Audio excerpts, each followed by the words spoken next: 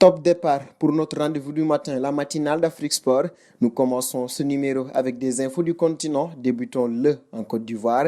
Bien que vice-président de l'association des footballeurs ivoiriens, Didier Drogba n'a pas pu compter sur le parrainage de cette association dans sa course pour l'élection à la présidence de la Fédération ivoirienne de football, ce qui a entraîné la suspension de l'AFI par le syndicat mondial des joueurs, la FIFPro. Alors que cette affaire fait couler beaucoup d'encre, Drogba a envoyé un message d'ouverture à destination du président de l'AFI, Cyril Domaro. Il est difficile de faire un commentaire quand la maison mère prend une décision.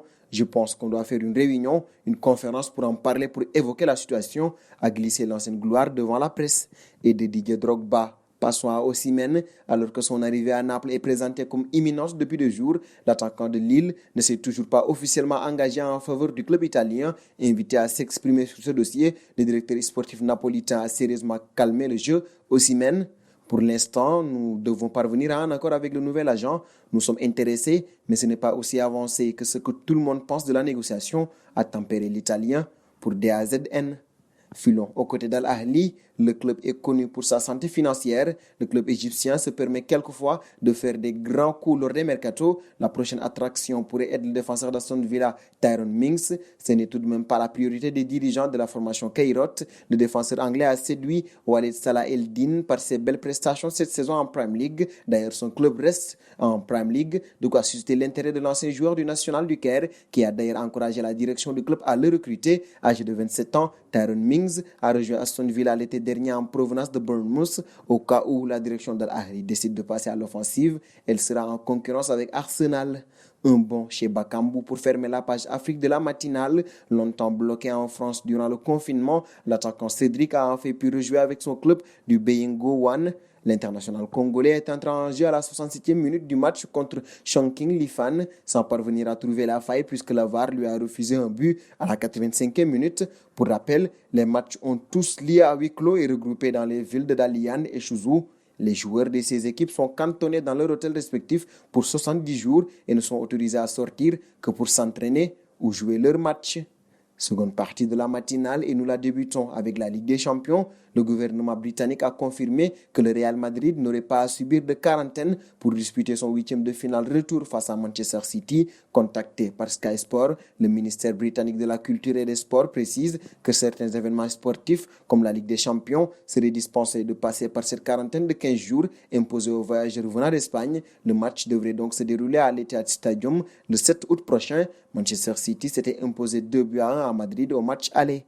Et toujours parlant de la Ligue des Champions, le Portugal connaît ses représentants. Après une saison particulièrement cohérente en termes de régularité, l'FC Porto a remporté le 29e titre de son histoire en s'octroyant la première place du championnat. Une première place qui, en plus d'ajouter une ligne au palmarès déjà bien remplie des Dragaos, qualifie automatiquement l'FC Porto pour la phase de poule de la Ligue des Champions. Les Aigles de Benfica ont, quant à eux, assuré assez largement la seconde place du championnat. Avec celle-ci, les Lisboètes ont obtenu le droit de disputer les tours préliminaires de la Ligue des Champions. En cas de qualification durant cette phase, Benfica rejoindra son grand rival en phase de poule. Dans le cas inverse, l'équipe qui sera prochainement entraînée par Jorge Jesus sera reversée en Ligue Europa.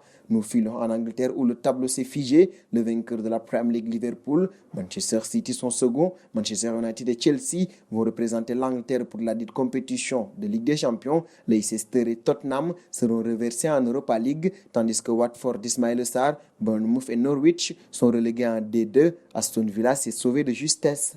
Page noire de la matinale pour terminer ce numéro. La sélection ukrainienne a annoncé avoir perdu son médecin des suites de la Covid-19. Atteint du virus depuis plusieurs semaines, Anton Khwarev est décédé à l'âge de 48 ans, en poste depuis 2016 aux côtés notamment de Shevchenko dans le staff de l'équipe nationale. Ce dernier occupait les mêmes fonctions depuis 20 ans au Metalist Kharkiv.